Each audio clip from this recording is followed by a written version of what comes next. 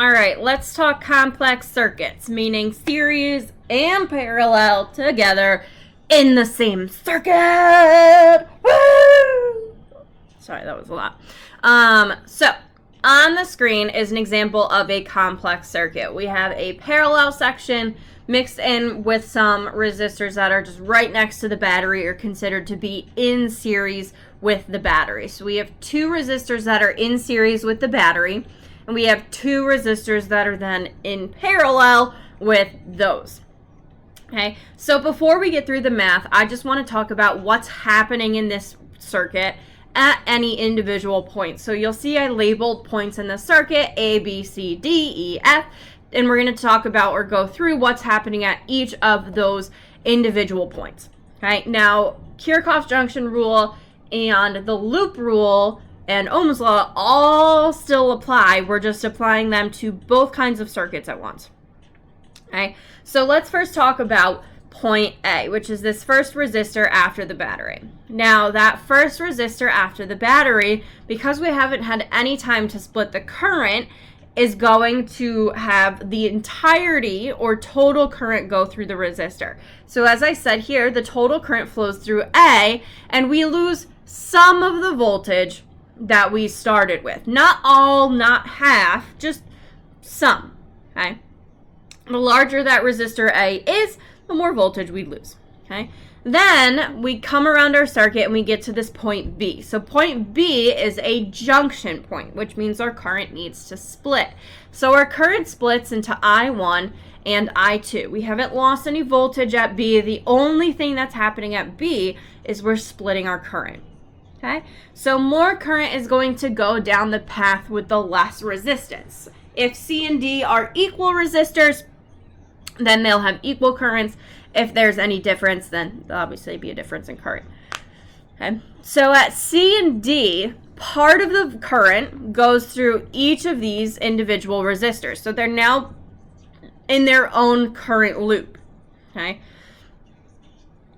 so each of the current goes through each of the resistors at C and D, losing some voltage. Now here's the weird part. C and D are in parallel with each other, so that means the voltage drop across C and D is the same. And again, that has to do with conservation of energy, because one current loop right now is going to look like either ACF or AC or ADF.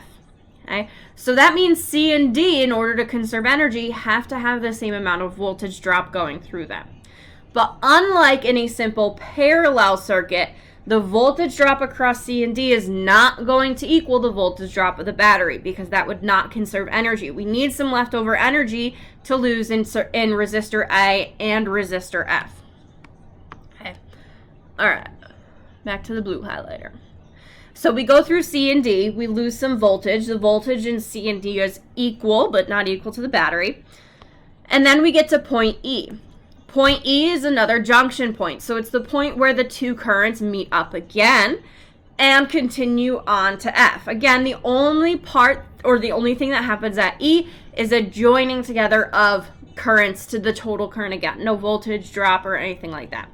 Then we continue through resistor F. So the total current flows through resistor F because we have no junction point, meaning another splitting point of the current before F. So all of the current flows through F. We also know that F is in series with the battery, so it's another reason why we know that their total current has to be going through resistor F. And then in F, we lose the remaining voltage that we had so that we're conserving energy. And then we head back to the battery with our total current and no voltage left over. We gain it back. We go through the circuit again. Okay, so that's what's happening in these circuits. So let's talk about how to actually do them. All right. So here we have another two batteries that are in series, or two resistors in series with the battery, and then a parallel section. So I drew this parallel section a little bit different than I drew the other one, but it's still the same type of circuit. It's just a little bit easier to see that like splitting of the current and then like joining back together. So this is a series circuit with a parallel section. It would be really awesome to know the equivalent resistance of that parallel section first, meaning this blue section, okay? So we can find that equivalent resistance using the equivalent resistance equation for parallel circuits. So we do 1 over 4 ohms plus 1 over 12 ohms.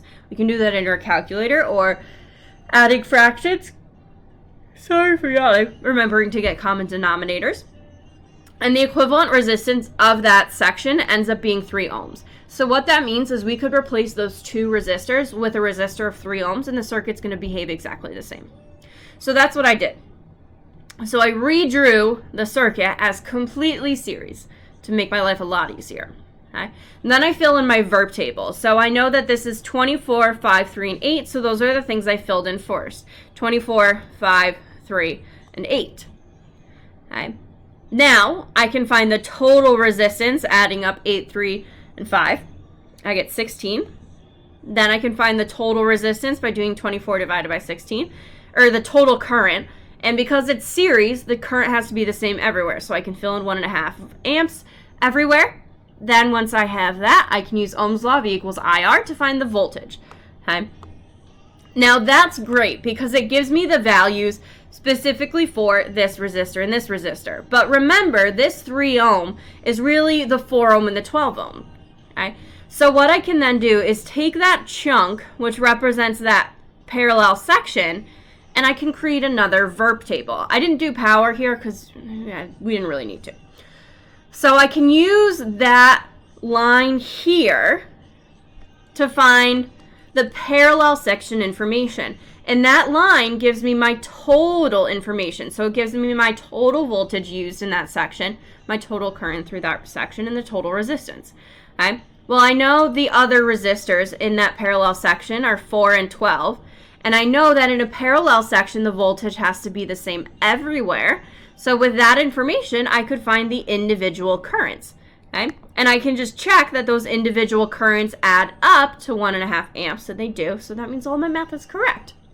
So even though these circuits look pretty challenging, they're not. They're just taking what we already know and applying it. So we kind of simplify down first, find all the information, and then take out the chunk that we need. So now we know all the information. So let's go ahead and look at a slightly more complicated problem. So here I have a parallel circuit with 2 series sections. So on each of my branches, let me use my 2 different colors.